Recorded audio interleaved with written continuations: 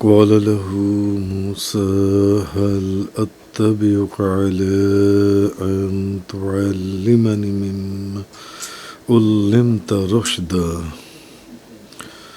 آج سورۃ الکہف کی آیت نمبر 66 سے بیان ہے۔ موسیٰ نے کہا، آیا میں آپ کی اس شرط پر پیروی کروں کہ آپ کو جو رشد و ہدایت کا علم دیا گیا ہے آپ اس میں سے مجھے بھی کچھ تعلیم کریں۔ قال انک لن تستطیع معی صبرا۔ اس بندے نے کہا، آپ میرے ساتھ ہرگز صبر نہ کر سکیں گے۔ وَكَيْفَ تَصْبِرُ عَلَى مَا لَمْ تُحِطْ بِهِ خُبْرًا۔ اور آپ اس چیز پر کیسے صبر کر سکتے ہیں جس کا آپ کے علم نے احاطہ ہی نہیں کیا۔ قَالَ سَتَجِدُنِي إِن شَاءَ اللَّهُ صابرا ولا اعصی لک امرا۔ موسیٰ نے کہا کہ آپ انشاءاللہ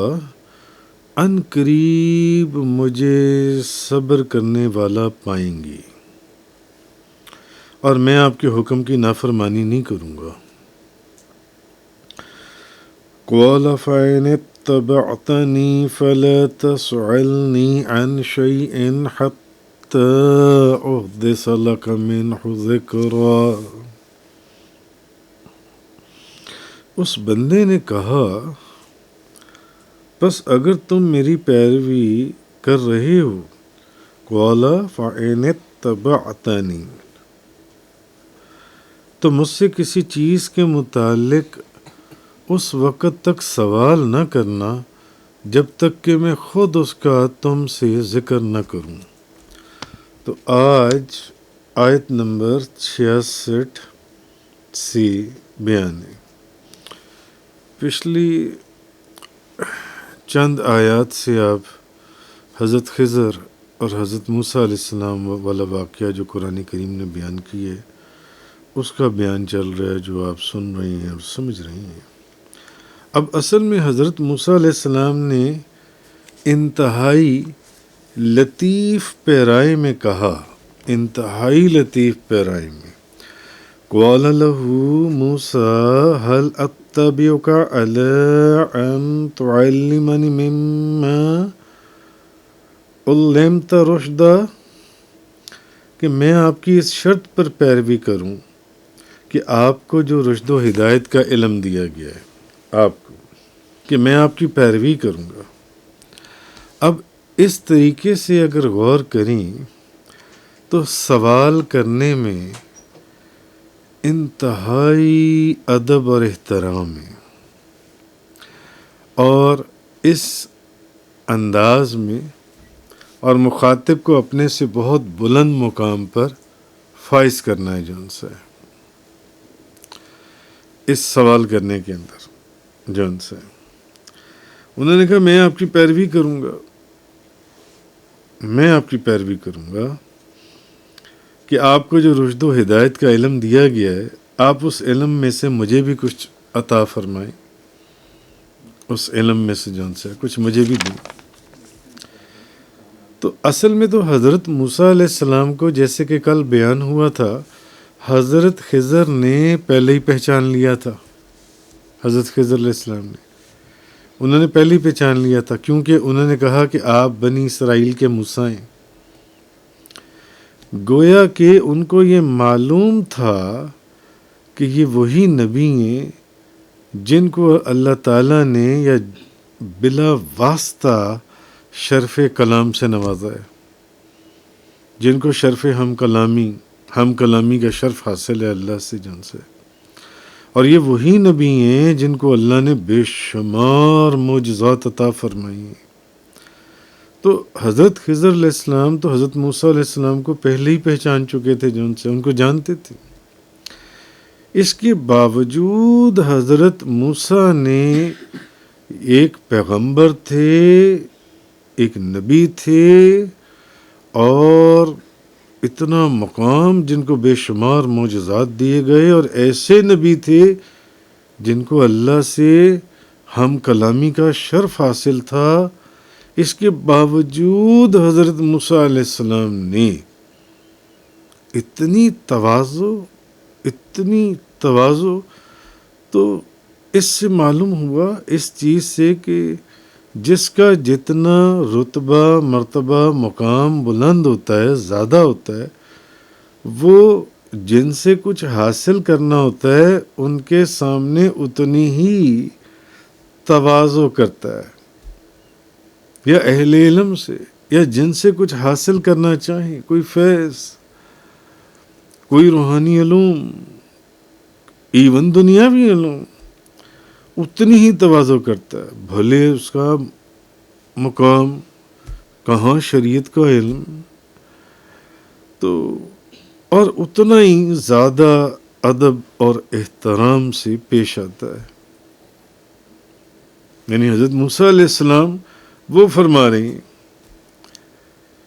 تو اب حضرت موسیٰ علیہ السلام نے کہا کہ میں آپ کی اتباع کروں، حالانکہ حضرت موسیٰ علیہ السلام بہت مرتبے اور مقام میں اوپر تھے کہ آپ مجھے تعلیم دیں. تو پہلے انہوں نے اپنی اتباع کو پیش کیا حضرت موسیٰ علیہ السلام نے کہ آپ میری اتباع کو قبول فرمائیے. اس کے بعد انہوں نے ان سے اس علم کی درخواست کی، یعنی اس فیض کی، اس نگاہ کی، اس علم کی، ان چیزوں کی جس کے لیے وہ اس اللہ کے بندے کے پاس آئے تھے. پھر انہوں نے علم کی بات کی کہ اب وہ مجھے تعلیم فرمائیے، وہ جو چیزیں آپ کے پاس ہیں، جو باتیں آپ کے پاس ہیں. تو ادب کا تقاضا یہ ہے کہ خدمت ہو، اور خدمت کے بعد پھر آگے سے جو کچھ بھی عطا ہو اس کو قبول کیا جاتا ہے. تو اب ان آیات کے اندر یہ جو 5 آیات میں نے آپ کے سامنے کم و بیش بیان کی، اس میں یہی چیز جو ان سے یہ فرمائی گئی. تو حضرت موسیٰ علیہ السلام اپنی جلالت اور جلالت شان کے باوجود کتنے ادب اور احترام سے اپنی خواہش کا اظہار فرما رہی ہیں، حالانکہ کتنا مرتبہ اور کتنا مقام ہے. حضرت خضر علیہ السلام اپنی جگہ ہیں، وہ اللہ کا بندہ اپنی جگہ ہے، مگر حضرت موسیٰ علیہ السلام ایک نبی تھے جن پر کتاب نازل ہوئی تھی، جن پر وحی نازل ہوتی تھی، جن کو بے شمار معجزات دیے گئے، اور جن کو اللہ سے ہم کلامی کا شرف حاصل ہوا، ان نبیوں میں سے تھے. مگر اس کے باوجود اس قدر ادب اور احترام کہ جس چیز کو ان سے لینے کے یا سیکھنے کے لیے وہ آئی ہیں. تو اصل میں مفسرین نے لکھا ہے کہ ہر جو طالب ہے، ہر طالب، اس کو حضرت موسیٰ علیہ السلام سے یہ سبق سیکھنا چاہیے، حضرت موسیٰ علیہ السلام سے، کہ طالب علم شاگرد استاد سے نیچے، مرید شیخ سے نیچے ہے، مگر یہ اوپر ہو کر مگر ان کی تواضع اور ان کا ادب اور ان کا احترام دیکھیں کہ میں آپ کی اتباع کروں گا، میں آپ کی اتباع کے اندر. تو یہ حضرت موسیٰ علیہ السلام سے یہ چیز سیکھنی چاہیے، کیونکہ مفسرین نے لکھا ہے کہ جب تک دل کے اندر ادب اور احترام کا یہ جذبہ پیدا نہیں ہوتا، اس وقت تک استفادہ، فائدہ حاصل نہیں کیا جا سکتا. استفادے کا یا افادہ کا دروازہ بند رہتا ہے. مفسرین نے لکھا ہے بند ہو جاتا ہے. ادب اور احترام کا جذبہ دل کے اندر بھی ایک خیال جو ہے وہ سارے معاملات کو ختم کر دیتا ہے. ایسی بے شمار مثالیں موجود ہیں۔ تو حضرت خضر کو معلوم تھا کہ علوم تکوینیہ کے جو راز مجھ پر منکشف کیے گئے ہیں، اب یہ تو ایک صاحب شریعت رسول ہیں جو ہڈن اولیاز، اللہ کے بندے جو رجال الغیب، اور یہ تو رجال الغیب کے ویسے بھی سردار مانے جاتے ہیں حضرت خضر علیہ السلام، تو یہ علوم تکوینیہ کے جو راز ان ابدالوں کے پاس، اور یہ جیسے کہ یہ ابدالوں کے سردار ہیں، تو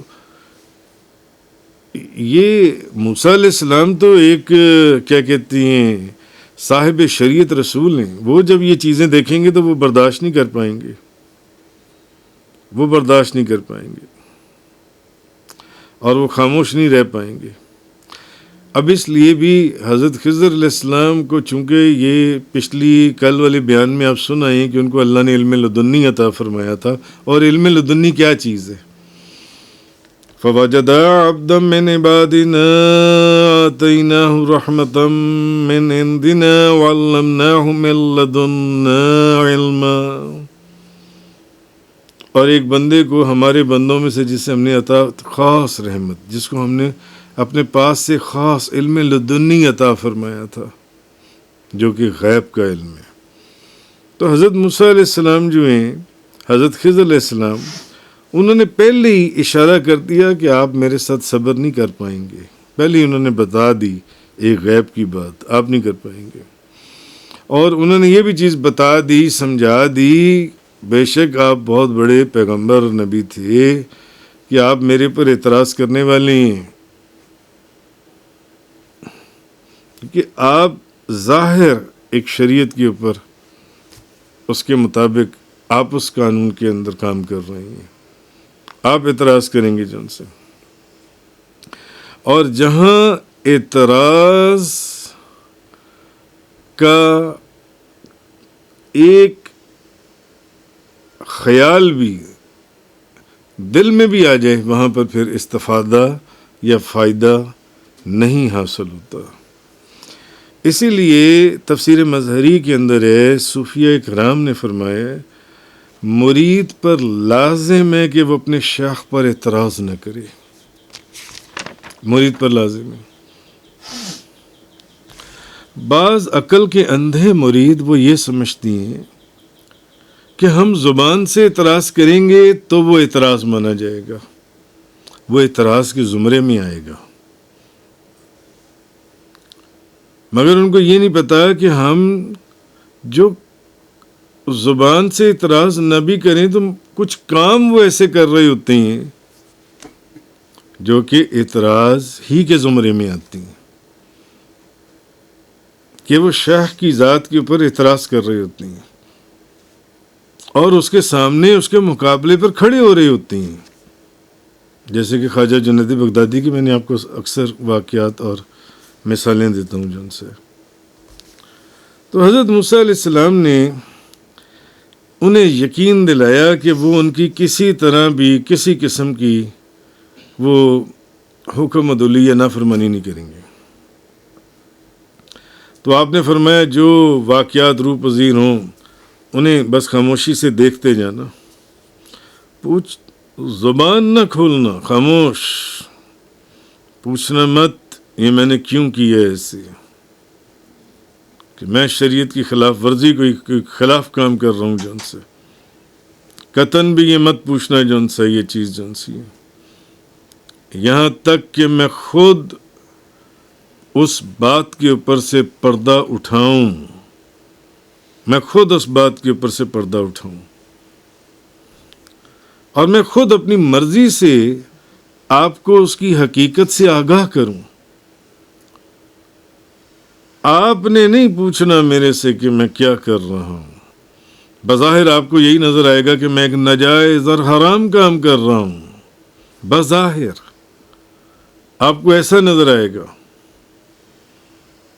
بظاہر تو دیکھنے میں ایک غریب ملاحوں کی کشتی کو عیب لگا دینا جائز ہے کہ حرام ہے، ناجائز ہے؟ ایک معصوم بچے کو قتل کر دینا بظاہر جائز ہے کہ ناجائز ہے، حلال ہے کہ حرام ہے؟ بظاہر جو آپ کو نظر آ رہا ہے اس کے اوپر کوئی سوال نہ کرنا۔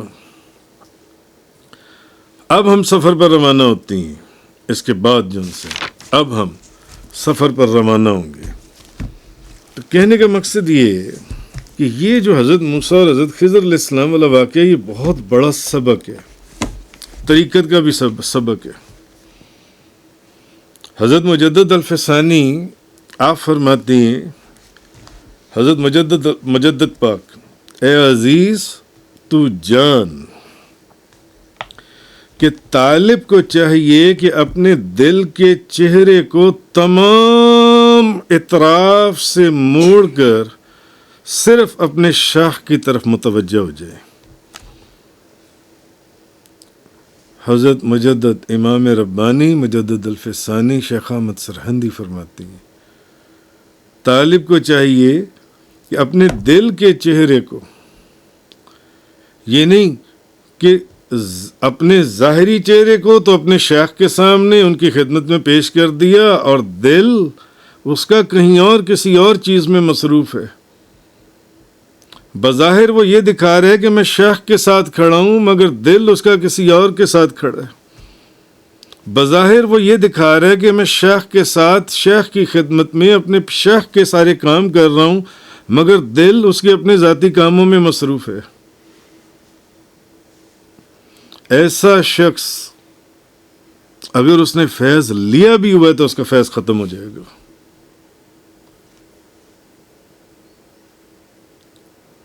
حضرت مجدد پاک فرماتے ہیں، عزیز تو جان کہ طالب کو چاہیے اپنے دل کے چہرے کو ہر طرف سے سارے دروازے بند کر کے صرف ایک دروازہ کھول دے اور وہ اس کے شیخ کا دروازہ ہو، بس۔ اور جب تیرے شیخ موجود ہیں تو جن عبادتوں میں یا جن چیزوں میں تو لگا ہوا ہے، جو کام تو کرنا چاہتا ہے یا تو سوچ رہا ہے کہ میں یہ کام شروع کروں، میں یہ کام کروں، میں اس کام کو کر جاؤں، اور تجھے تو ان کی اجازت کے بغیر نوافل اور ذکر اور اذکار کی بھی اجازت نہیں ہے۔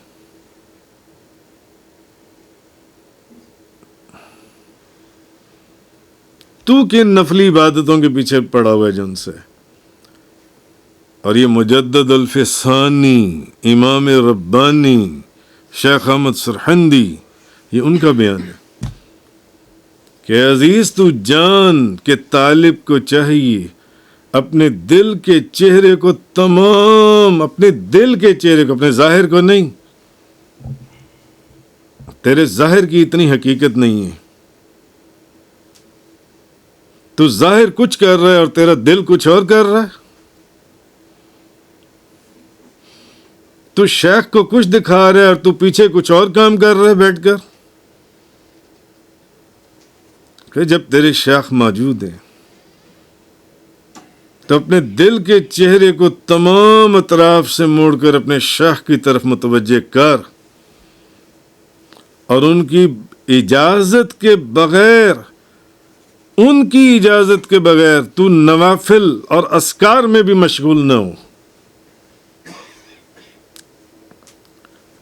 نفلی عبادات جتنی ہیں، ذکر اذکار ہیں، ان کے اندر بھی مشغول نہیں ہونا، اپنے آپ کو مشغول نہ کر اگر تو واقعی خالص ہے۔ لیکن اگر کہیں تیرے وجود میں کوئی گندگی آ گئی ہے، اس کی انٹرپریٹیشن میں عرض کر رہا ہوں،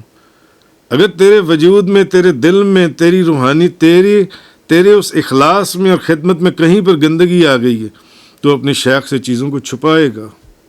اور اپنے شیخ کے غیر کے علاوہ اپنے شیخ کے غیر کی طرف کوئی بھی چیز ہے، انہوں نے کہا ذکر اذکار نوافل، اس کی طرف توجہ نہ کر، اپنے آپ کو کلیتاً یعنی سر سے لے کے پاؤں تک اپنے شیخ کے لیے مخصوص کر، صرف اپنے شیخ کی طرف توجہ کر، بس. یعنی جس چیز میں ان کی رضامندی ہے صرف وہ کر، اور کوئی کام ان کی اجازت کے بغیر نہ کر. مگر اگر تم ان سے اجازت ہی نہیں لیتے کسی چیز کی، تو اس کا مطلب ہے کہ تمہارے دل میں کہیں نہ کہیں یہ چیز ہے کہ میرے شیخ اس چیز سے راضی نہیں ہے، اس لیے تو چھپ کر رہا ہے کہ تیرے وجود اور تیرے اخلاص اور تیرے خالص پن میں کہیں نہ کہیں کوئی ملاوٹ ہو چکی ہے. اپنے آپ کو کلیتاً اس کی طرف متوجہ کر کے بیٹھ جاؤ، بس. یہاں تک کہ اس کے حکم کے بغیر ذکر میں بھی مشغول نہ ہو، اور فرض اور سنت کے علاوہ کوئی نماز بھی ادا نہ کر اس کی مجلس میں. حضرت مجدد پاک امام ربانی مجدد الفسانی اعلی حضرت حضور امام اہل سنت حضرت مولانا شاہ احمد رضا خان قادری بریلوی، آپ فرماتے ہیں مریدین کے لیے اولیاء کاملین و پیران عظام کے ادب کے موضوع پر آپ یہ بات ارشاد فرماتے ہیں اعلی حضرت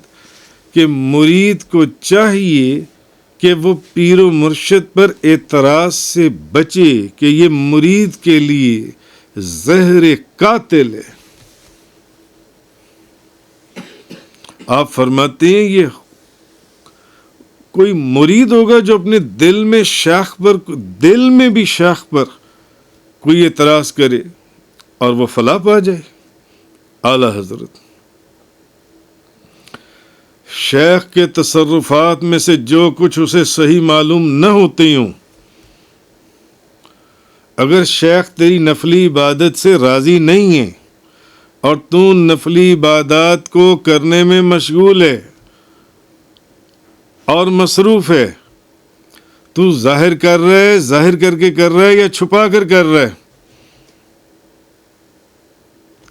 باہر آپ فرماتے ہیں شیخ کے تصرفات میں سے جو کچھ اسے صحیح معلوم نہ ہوتے ہوں، شیخ میری نفلی عبادات کی وہ نہیں چاہتے یہ کام کریں، مگر میں پھر بھی وہی کام کروں گا. یہ بڑے بڑے ائمہ اولیاء علماء، وہ بندہ کبھی بھی اگر کوئی فیض لے بھی چکا ہے اس کا فیض ختم ہو جائے گا. کیوں؟ اس کی نظر باطن سے ختم ہو کر صرف ظاہر پر رہ جائے گی، صرف ظاہر پر، اور ظاہری جو بھی چیزیں ہیں وہ اس کے توجہ میں ہوگی اور وہ اسی کو دلیل بنائے گا. آپ فرماتے ہیں کہ اس میں بھی پریشان نہ ہو کہ اگر وہ یہ چاہتے ہیں نا کوئی ایسی چیز کہ جو اس کے شیخ اور پیر و مرشد کے تصرفات میں سے جو چیزیں اسے صحیح معلوم نہیں ہوتی، فار ایگزامپل کہ میں یہ نفلی عبادات جو ساری کرنا چاہ رہا ہوں ان کی مرضی نہیں ہے، یہ کیسے ہو سکتا ہے؟ میرے شیخ مجھے نفلی عبادات سے روک رہے ہیں. حضرت خضر علیہ السلام اعلیٰ حضرت فرماتے ہیں حضرت خضر علیہ السلام کے واقعے کو یاد کر لیں. بظاہر جن پر سخت اعتراض تھا، بظاہر جو جائز نظر ہی نہیں آتی تھی ناجائز تھی، حلال نظر نہیں آتی تھی بظاہر حرام تھی، بظاہر دیکھنے میں حقیقت اس کی جو بھی تھی حقیقت. تو آپ فرماتی ہیں کہ پھر جیسے ان کشتی میں سوراخ کر دینا یا بے گناہ بچے کو قتل کر دینا جیسے میں نے آپ کو پہلے بتایا، تو وہ فرماتے تھے کہ وہاں پر حضرت خضر علیہ السلام اور حضرت موسیٰ علیہ السلام والا واقعہ یاد کر لو. اعلیٰ حضرت فرماتی ہیں امام ابو القاسم قشیری رحمۃ اللہ علیہ فرماتے ہیں فتاوی افریقہ کہ میں نے حضرت ابو عبد الرحمن سلمہ کو فرماتے ہوئے سنا کہ ان سے ان کے شیخ حضرت ابو سہیل نے فرمایا جو اپنے شیخ سے کسی بات میں دوران گفتگو آگے سے آرگومنٹ کرے، اپنے دلائل دے، کیوں اس میں یہ چیز ایسی ہے، اس میں یہ چیز ایسی ہے، یہ چیز ایسی ہے، اپنے دلائل کیوں؟ اسی لیے اعلیٰ حضرت نے فرمایا کہ اگر اپنے شیخ کو کسی ایسی کیفیت میں بھی دیکھو تو حضرت موسیٰ اور حضرت خضر علیہ السلام کے واقعے کو سمجھو. جب بظاہر تمہیں یہ لگ رہا ہے کہ وہ تمہیں شریعت اس چیز سے روک رہے ہیں، نہیں، یہ تو شریعت کی خلاف ورزی ہے. وہ دیکھے کہ حضرت موسیٰ اور حضرت خضر علیہ السلام والا واقعہ کیا ہے. آپ امام ابو القاسم کوشیری فرماتے ہیں کہ میں نے حضرت ابو عبد الرحمن سلمہ کو فرماتے ہوئے سنا کہ ان سے ان کے شیخ حضرت ابو سہیل نے فرمایا، ان کے پیر و مرشد نے، جو اس طرح کی آرگومنٹس میں جائے وہ شخص کبھی بھی فلاح نہیں پائے گا، جو اپنے ہی دلائل دینا شروع کر دے۔ فار ایگزامپل آپ کے شیخ آپ کو کہہ رہے ہیں آپ کیا کر رہے ہو، آپ نے تو کچھ کیا ہی نہیں ہے، یا آپ کچھ کہہ رہی میں نے تو یہ بھی کیا ہے، میں نے تو وہ کیا ہے۔ کون سا کام ہے جو میں نے نہیں کیا؟ جہاں آرگومنٹ آئے گی، امام ابو القاسم کوشیری فرماتے ہیں وہ شخص کبھی بھی فلاح نہیں پائے گا۔ یہ روحانیت کی دنیا کا اصول ہے، وہ صرف ظاہر پر ہی رہ جائے گا، اس کی صرف ظاہری شکل اور صورت دکھائی دے گی۔ یہ تو علماء، مفسرین اور ائمہ کی باتیں تھیں۔ سلطان العارفین حضرت سلطان باہو فرماتے ہیں کہ اے طالب، اگر تو اللہ تعالیٰ کے دریائے وحدت میں داخل ہونے کا آرزو مند ہے تو اپنے شیخ اور اپنے پیر و مرشد کی جان توڑ کے خدمت کر۔ حضرت سلطان باہو رحمۃ اللہ علیہ فرماتے ہیں، اور اس خدمت کا نام اپنی زبان پر بھی نہ لانا۔ کون سا کام ہے جو میں نے نہیں کیا؟ کون سا کام ہے جو میں نے کرنے سے انکار کیا ہے؟ میں تو ہر کام کرتا ہوں۔ آپ فرماتے ہیں کہ اگر تو اللہ کے دریائے وحدت میں داخل ہونا چاہتا ہے تو اپنے شیخ اور پیر و مرشد کی خدمت کو جان توڑ کے کرتا رہے، اور اس خدمت کا نام زبان پہ نہ لانا، نام پہ بھی زبان پر نہیں لانا، اور رات اور دن اور مہینے اور سال ان کو سامنے جتانا نہیں ہے۔ مجھے تو 20 سال ہو گئے، میں نے کتنا کام کیا ہے، کبھی کوئی کام کرنے سے میں نے انکار کیا ہے؟ یہ اتنے بڑے بزرگوں کی میں آپ کو ساری چیزیں بتا رہا ہوں۔ اعلیٰ حضرت امام حضرت مجدد پاک، کیونکہ حضرت خضر اور حضرت موسیٰ علیہ السلام والی وہی آیات چل رہی ہیں ان کی، جس کی تفسیر یہی ہے۔ آپ فرماتے ہیں کہ نہ رات دن، نہ مہینے، نہ سال شمار نہ کر، بلکہ اپنا سب کچھ اپنے پیر و مرشد اور اپنے شیخ کے اوپر سے نثار کر دے، ہر چیز نثار کر دے۔ جو بن پڑتا ہے نا، جو تو کر سکتا ہے آخری حد تک، ان کو اپنے اوپر مہربان کر، ان کو اپنے اوپر مہربان کر۔ تو وہ فرماتے ہیں کہ جب اس لطف سے باطنی نظر اور وہ توجہ فرمائیں گے نا تیرے وجود کے اوپر،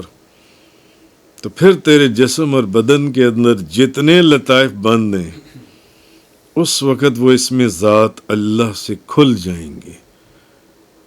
ورنہ تو ظاہر پر ہی پھنسا رہ جائے گا، اور تو سمجھے گا خواجہ جنید بغدادی رحمۃ اللہ علیہ کے اسی مرید کے تحت کہ میں بڑا صحیح کام کر رہا تھا، مگر اس کو نہیں پتا تھا کہ وہ جنت کے باغوں کی بجائے جہنم کی آگ میں جل رہا تھا۔ تو یہ چیز ان آیات کے اندر فرمائی گئی، جو آیات میں نے آپ کے سامنے تلاوت کی، آیت نمبر 66 سے لے کر آیت نمبر 70 تک اس رکوع کی۔ تو انہوں نے پہلے ہی بتا دیا تھا کہ نہیں تم ایسا نہیں کر سکو گے، کیونکہ آپ شریعت کے ظاہری صاحب شریعت رسول اور پیغمبر تھے۔ قَالَ فَإِنِ اتَّبَعْتَنِي فَلَا تَسْأَلْنِي عَنْ شَيْءٍ حَتَّىٰ أُحْدِثَ لَكَ مِنْهُ ذِكْرًا۔ اس بندے نے کہا پس اگر تم میری پیروی کر رہے ہو تو مجھ سے کسی چیز کے متعلق اس وقت تک سوال نہ کرنا جو چیزیں تمہیں حلال نہیں حرام نظر آ رہی ہوں گی، جائز نہیں ناجائز نظر آ رہی ہوں گی، جب تک کہ میں خود ان کے اوپر سے پردہ نہ اٹھا دوں۔ وآخر الدعوانا ان الحمد للہ رب العالمین۔ تفسیر قرآن کا یہ لیکچر انگلش میں سننے کے لیے براہ کرم ڈسکرپشن میں موجود لنک پر کلک کریں۔